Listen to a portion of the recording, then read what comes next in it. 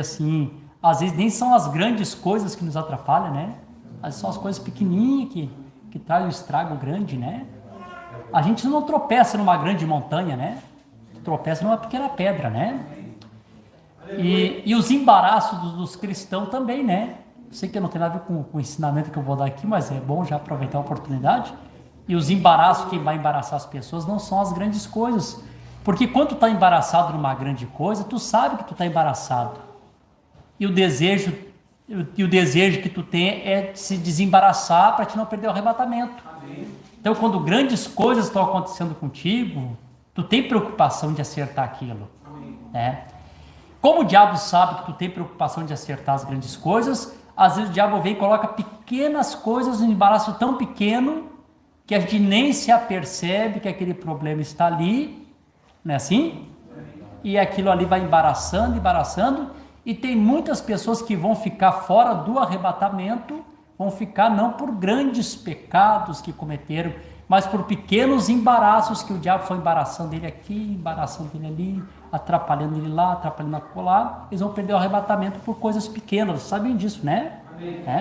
Então vamos vigiar com as coisas pequenas, né? Um dia, quando Saul venceu lá os reis lá dos Amalequitas, parece, creio que os reis dos Amalequitas, e aí separou lá um gado bom que tinha lá para fazer sacrifício, poupou a vida do rei. E aí, quando Samuel chegou, o profeta Samuel chegou, a ordem de Deus era para matar todos, né? Não era para poupar ninguém. Aí depois que o Samuel chegou, tá, ô Saul, que balida é esse que eu estou ouvindo? Ah, pois é, separei aqui umas vaquinhas boas, aqui, uns cordeirinhos para fazer sacrifício. Mas rapaz, desde quando Deus quer sacrifício, Deus quer obediência? É fácil, né? É mais fácil tu obedecer, irmão, do que tu fazer um sacrifício às vezes. Como Davi disse quando pecou, né? Se o Senhor quiser sacrifício, eu faria. Claro que faria. Era rei. Podia fazer um sacrifício de 100, 200 ovelhas, um cordeiro. Mas diz, mas eu sei que o Senhor não quer isso aí. O que o Senhor quer? O Senhor quer um espírito quebrantado, um coração contrito. É isso que Deus quer, né? Então, Saul, quem disse que Deus quer sacrifício? Aí os irmãos lembram que o Samuel mesmo que matou o rei dos Amalequitas. E alguém disse assim, né, irmão, dramatizando, mas lá eram apenas crianças. Aquelas crianças, vamos poupar porque eram apenas crianças, no tipo, né? E aí o profeta disse, eram crianças, mas aquelas crianças um dia iam crescer. E quando eles crescessem, eles se tornariam um guerreiro e matariam os filhos de vocês. E aí, o que acontece? Aí tem coisas, parece pequenininha, vou dizer assim, pecadinhos, pequenininho, que a gente não dá atenção porque é pequenininho, e vamos deixando, e um dia aquilo cresce, né? E se tu não eliminar, tu não matar, esse pecado vai crescer, vai matar teus filhos lá na frente, vai te matar lá na frente. Então, irmãos, quando Deus dá ordem de eliminar, tem que eliminar tudo, é uma separação completa. A palavra de Deus nos chama para uma total separação de toda a incredulidade. Amém. É assim? Amém? O irmão Darabas estava dando testemunho para nós, amém, que alguém deu uma caixa para ele entregar para alguém, e ele não sabia o que era aquela caixa ali. E aquela caixa estava na casa dele. E aí, daqui a pouquinho, algumas coisas ruins começaram a acontecer dentro da casa do irmão Darabas. Ele começou a ver algumas coisas, um caminhar de um cachorro dentro do quarto, foi isso, né, irmão Darabas? E ele ficou pensando, o que é isso? O que está acontecendo? Bom, como cristão e conhecedor da mensagem, o que ele pensou? Bom, se alguma coisa ruim está acontecendo dentro da minha casa, em alguma parte o sinal foi quebrado. Então, irmãos, que todos os crentes tenham esse entendimento, né? Que quando as coisas ruins começam a acontecer dentro da casa do crente, seja enfermidade, perturbação, seja o problema que acontecer, todo cristão deveria dar uma parada e pensar assim, bom, se está acontecendo isso, eu tenho que investigar, porque em alguma parte o sinal pode ter sido quebrado. Então, se tu investiga e tu vê que nenhuma parte do sinal foi quebrado, então você tem a autoridade de chegar diante daquele mal e repreender no nome do Senhor Jesus Cristo. Então Deus te dá essa autoridade. E se em algum lugar o sinal foi quebrado, o diabo recebe o direito, às vezes dado por nós, de trabalhar dentro da nossa casa, quando nós deixamos que o sinal seja quebrado em alguma parte. Amém? Louvado seja o nome do Senhor Jesus Cristo. Uma irmã disse para mim assim: pastor, minha filha está rebelde, está escutando aqui umas músicas aqui coreanas aqui. Aí daqui a pouquinho o Espírito Santo moveu ela, né? Ela mandou a resposta: não, pastor, já resolvi. Eu disse para ela assim, ó: não quero mais que tu escute essas coisas, trazer maldição para dentro da nossa casa. É isso aí, mãe. É desfazer de tudo aquilo que quebra o sinal. As pessoas deixam, né? Qualquer coisa quebrar o sinal dentro de casa, romper o sinal, e depois eu fico, cadê as bênçãos? Por que isso? Aí culpam a Deus. Deus nunca é culpado, irmão. Culpado sempre somos nós. Então assim, começa a dar problema, já começa a ver. Opa, por que será que o problema apareceu? Em que parte será que o sinal foi rompido? E já começa a investigar onde é que o sinal foi rompido. Aí diz que o irmão da Arábia se levantou, estava lá, olhou dentro daquela caixa, depois de alguns dias, ele percebeu que eram algumas coisas ali da Disney, né? Olha, o que isso aqui está fazendo aqui? Foi e deu para quem tinha que dar, pronto. Aquele demônio que aparecia em forma de cachorro se sumiu. Os irmãos compreendem isso, né, irmãos? Sei, não tem nada a ver com o assunto, mas é bom sempre falar dessas coisas. Amém? Não se rompe o sinal nunca. Mantenha sempre o sinal exposto, irmão. Porque a morte espiritual está passando e a única coisa que a morte respeita é o sinal exposto na tua casa. Amém? Na tua casa individualmente como pessoa e também na tua casa como família. Né? Na tua casa como família, cada chefe de família tem que saber que o sinal tem que ser exposto na casa dele. Amém. Louvado seja o nome do Senhor Jesus Cristo. Por exemplo, assim, irmãos, eu vou dar um testemunho aqui rapidinho. Amém. Não sei por que o Espírito Santo vai direcionando a gente essas coisas, né? Mas é necessário. Os irmãos, fiquem reverentes. Presta na palavra. Amém. Sei que as crianças são engraçadinhas, mas depois a gente vai ter bastante tempo para embalar as crianças. Agora a atenção é aqui, ó. O Espírito Santo está aqui, tá? Vamos lá, deixa isso aqui para vocês aqui, ó. Preste atenção nisso aqui que eu vou dizer. Amém. Eu sei que a minha mãe teve uma dificuldade muito grande, porque chegou um tempo que nós éramos em 7 e todos nós estávamos fora. E ela foi a única que ficou firme. A única que ficou firme. Amém. Na minha casa. Mas, irmão, ela nunca permitia que a gente quebrasse o sinal dentro de casa. Sim. Meus irmãos, nós lá, nunca ninguém entrou sem camisa dentro de casa que ela não deixava. Amém. Radicalismo, tudo que seja. Mas só para os irmãos entenderem a posição.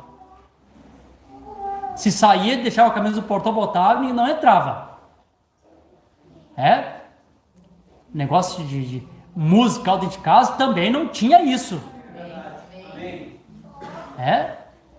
Vou dizer assim, não vou dizer 7, né? Porque minhas irmãs já estavam casadas, mas era 4 homens em casa. Mas ela não cedeu. E ó, que os irmãos conhecem minha mãe, sabem que ela é coruja, faz tudo pelos filhos. Mas na parte do sinal, ela nunca cedeu. Amém, Jesus? Amém. Resultado, irmão, dentro daquela nossa tapera de chão batido, com um pau escorado na frente para não cair, Deus ressuscitou 2 crianças. Amém. Tá? Quando tu expõe o sinal, irmão. Amém, aleluia. Deus dá testemunho também. Amém. Então, se as pessoas querem ter bons resultados, irmãos, as pessoas têm que aprender a aplicar o sinal. Amém. E cuidar, vigiar nunca para que o sinal não seja quebrado em alguma parte. Amém. Se for quebrado, vai lá, conserta, acerta, tira o que tem que tirar, coloca o que tem que colocar, para que Deus possa continuar abençoando a tua casa, a tua família. Vocês estão felizes? Amém. Amém. Graças a Deus, né? Dê uma salva de palmas para Jesus.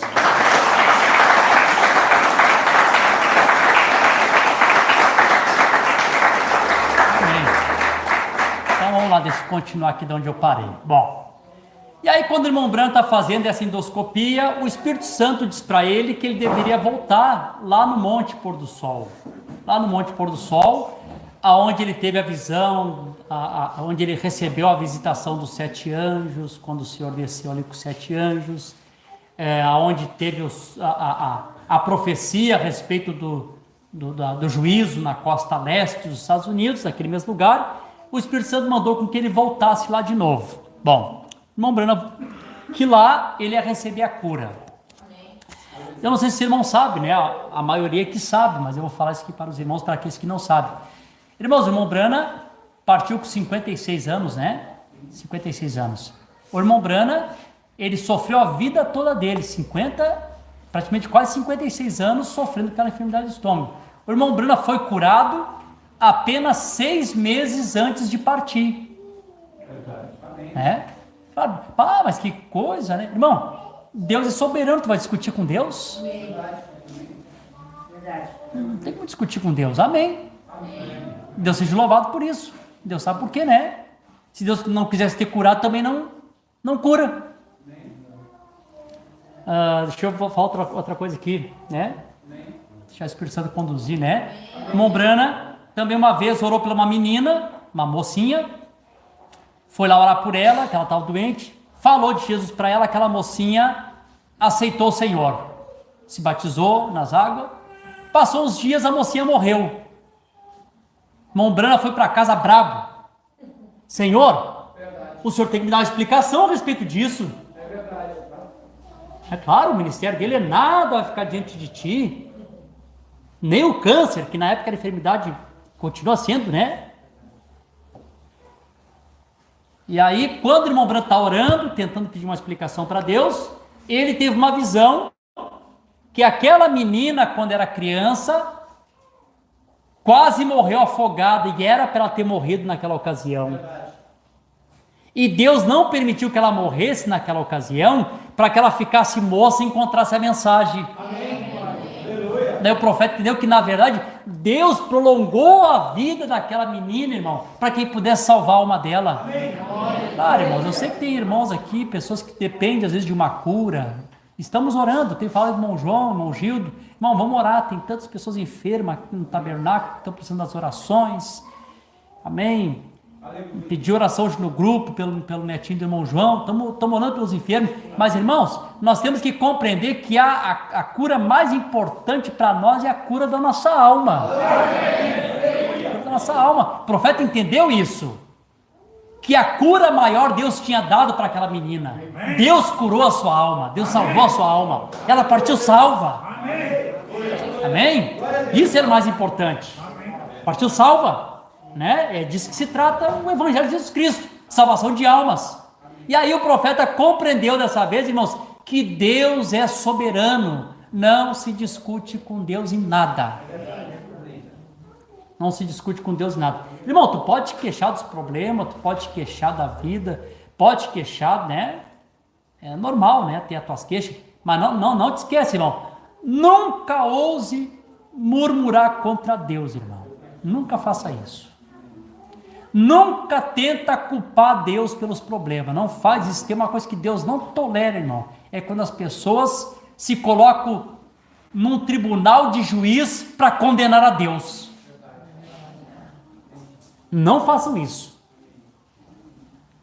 Sempre olha, se tu tem que trazer uma condenação, traga sobre ti. Amém.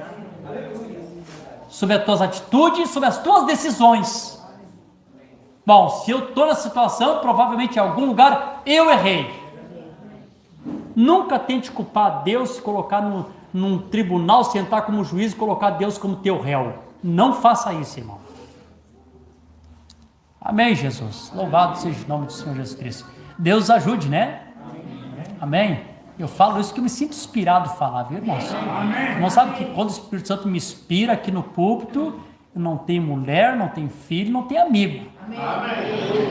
Estou aqui mexendo com fogo santo. Amém? E tem que falar o que Deus coloca no meu coração. Então, amém? Não façam isso, irmão.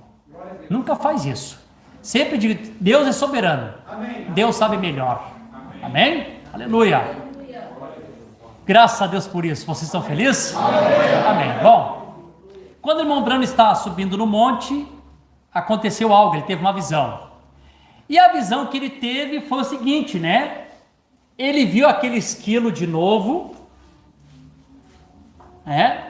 um esquilo preto, de uma aparência assim, brabo, né?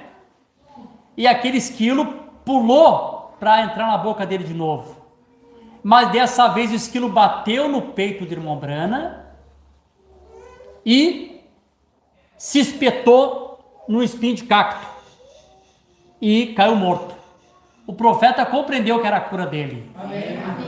Aí ele foi lá e pisou, né? Esmagou aquele esquilo. Então ali ele recebeu a cura dele, né? Foi quando aquele pequena enfermidade de meia polegada, amém, foi derrotada uns 6 meses antes de o profeta partir. Irmão, deixa eu dizer outra coisa aqui para vocês aqui. Irmãos, Deus é bom ou não é bom, irmãos? Deus é maravilhoso? Irmão, Deus é muito maravilhoso. Me veio aqui agora a recordação, se o Espírito Santo me fez eu recordar disso, provavelmente é para me falar para os irmãos. Claro que todos os irmãos aqui sentados que conhecem a mensagem, quem é que não conhece o testemunho do menino da Finlândia? Todos conhecem, né? Amém. O menino que foi desastrado e ficou todo despedaçado e Deus já tinha mostrado para o profeta que aquela criança ia ressuscitar e exatamente aconteceu, ele orou, aquela criança ressuscitou, soldados finlandeses, comunistas, chorando de em pé, não podiam sair da posição, porque o comunismo, né, contra Deus, né? Não sei como é que pode ter crente comunista ainda, né? Mas tudo bem. Sabe, o comunismo começou, né, um soco para cima assim, contra Deus, né? Bom, enfim. Aleluia, louvado seja o nome do Senhor. Eles chorando de em pé, não podiam sair da posição, porque era um soldado, vendo o milagre de Deus. A visão que Deus deu ao profeta, irmão, é que uma criança ia ser curada, que uma criança ia ser restaurada. Foi a visão que Deus deu para o irmão Branham. Aleluia. Amém. Mas vocês sabiam que, na verdade, naquele dia, 2 crianças sofreram aquele acidente. Foram 2. Uma voou longe. E aquela que voou longe, irmão, não estava dentro da profecia para receber a cura. Não estava. Mas, irmão, o pai e a mãe daquela criança, lá da segunda criança, irmão, se vocês lerem o testemunho, como que eles foram persistentes, gente. Aleluia! E ligaram para o irmão Branham de 15 em 15 minutos, iam lá, sacudiram o irmão Branham, o nosso filho, dar a vida para ele, insistiram. Falam assim do Senhor, não, mas eu não posso, ele tem que falar. Então vai ali dentro do quartinho, ora, até ele fala contigo, não é assim que acontece, é Deus que tem que mover. E eles ficaram ali insistindo. Irmão, se tem uma coisa que Deus gosta, irmão, é de perseverança, sabia? Deus gosta de ver o crente perseverar, irmão. Como uma vez eu preguei aqui, o segredo de orar e nunca desfalecer da oração. Ser perseverante, né? Amém? Quando nós somos perseverantes, irmão, Deus traz resultado. Eu fico pensando aqui, né? Para os crentes que se ofendem com qualquer coisa que Deus fala, eu imagino, irmão, se esses crentes estivessem no lugar da mulher de Ciro Fenícia, que saiu da sua cidade, caminhou longe. Naquele tempo não tinha Uber, não tinha ônibus. Ou era a cavalo, ou era a pé. Caminhou longe, porque ouviu falar de Jesus. Quando encontrou Jesus, coitadinha, irmão, você sabe o que um pai e uma mãe faz pelo filho, né? Já veio de longe clamando. Jesus, filho de Davi, tem misericórdia de mim. Irmão, Jesus não deu a mínima. Nem olhou. Nem prestou atenção. Irmão, se fosse hoje, Jesus com esse que é o teu Salvador, nem olhou para mim, vou procurar lá o Caifás, que é um pastor cheio de amor, que nos atende sempre. Não seria assim, irmão? Mas aquela mulher perseverou, ela continuou ali, os discípulos assim, olha, essa mulher aí que ele foi olhar. Rapaz, vamos tirar pão dos filhos para dar para os cachorrinhos, né? Olha, irmão, que situação que ele colocou aquela mulher. Você sabia, irmão, que cachorro, no Velho Testamento, era o animal mais imundo que tinha? Eram 2 dízimos que não aceitavam no tabernáculo. Era dízimo de prostituição e o dízimo de negócio de cachorro. Deus não aceitava. E vocês podem ver que os exemplos ruins das escrituras é sempre comparado a cachorro. O Tiago diz, aquele que se desvia, como o cão que vomita e vai lá depois come seu próprio vômito. E aí quando trata também os ímpios, diz assim, de fora ficarão os cães. Hoje, né, hoje todo mundo tem um cachorrinho doméstico, então a gente gosta de cachorro, a gente não vê o cachorro como um animal assim. Mas para eles, naqueles dias, era uma péssima comparação chamar alguém de cachorro.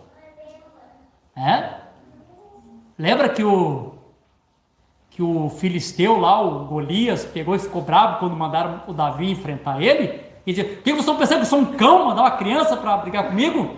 Que era uma ofensa. Mas ela, irmão, foi perseverante, ela disse, Senhor, mas também das migalhas que caem da mesa do seu Senhor, os cãezinhos também se alimentam. Jesus, parou Jesus, né? Deus gosta de ver um coração sincero, né? Como Deus gosta disso, né? Mulher, grande é a tua fé. Glória a Deus. Vai lá, quando chegar em casa, a tua menina vai estar curada já. Acabou, não tem mais enfermidade. Amém, Jesus. Aleluia. Deus seja louvado, né, irmãos? Amém. E aquela mãe, aquele pai. Aí, quando o irmão Brana viu que não tinha jeito, que ele pensou, né? Vamos lá, vamos para a cura da alma. Sentou os dois. Olha, não estava na visão, Deus não falou comigo, Deus não moveu, vamos continuar orando. Mas agora sim, vou dizer uma coisa para vocês dois. E se essa criança partir? Vocês estão preparados para um dia se encontrar com essa criança? Irmão, tem que ser Deus mesmo. Quando Deus quer salvar uma alma, Deus para céus e terra, irmão.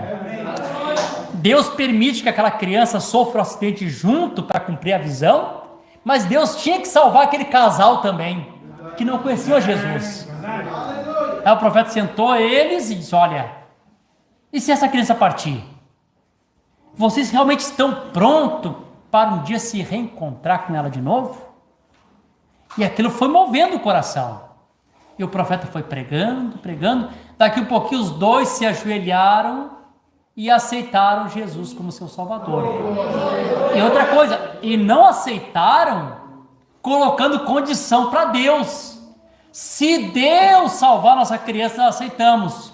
Aceitar naquela condição assim, nós vamos aceitar. E se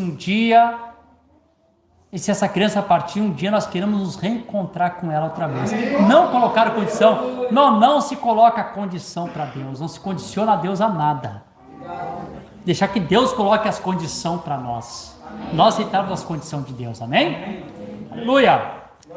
Aí quando aquele casal aceitou o Senhor Jesus Cristo, amém, daqui um pouquinho o profeta entrou no quarto para descansar, o irmão dele veio.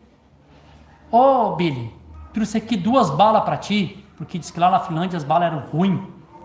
2 balas canadenses aqui para ti, aqui, que essas aqui são boas. Aí ele colocou na mesa. Quando ele saiu, o anjo do Senhor apareceu. O anjo do Senhor apareceu, olhou para a mesa, e quando o irmão Brão olhou para a mesa, tinha um vaso, e aquele vaso tinha 2 flores. E aquelas flores estavam murcha, morta. E daqui a pouquinho, uma daquelas flores se restaurou, ficou nova. E aí o anjo disse assim, come aquela bala. Ele pegou uma bala, era a mesma marca, a mesma bala, comeu. Era doce, aquilo desceu. Quando ele comeu a bala, a flor se restaurou. E aí o anjo disse para ele, come a segunda. Quando ele foi comer a segunda bala e botou na boca, era amarga. Ele foi e cuspiu, o anjo disse assim, se tu não comer, aquela criança não vai ser curada. Ele insistiu, era a mesma bala. Ele insistiu, comeu aquela segunda bala. Quando ele comeu, daqui a pouquinho a florzinha foi se restaurando e as 2 florzinhas do vaso ficaram novinhas, vivas de novo. O irmão Brana pegou o telefone para ligar para a mãe, para avisar que agora ele tinha a resposta de Deus. Quando ele ligou, a mãe já estava testificando: irmão Brana, está curado, os médicos já mandaram para casa. Glória a Deus. Aleluia. Deus é bom, né? Glória a Deus. Amém, Jesus. Vocês estão felizes, irmãos? Amém. Servir esse Deus maravilhoso? Amém. Que nunca nos deixa na mão, né? Aleluia. E olha, gente, que nós não merecemos, né? Ele faz porque ele é bom. Alguém que merece? Quem merece, levanta a mão aí. Alguém merece, tem merecido.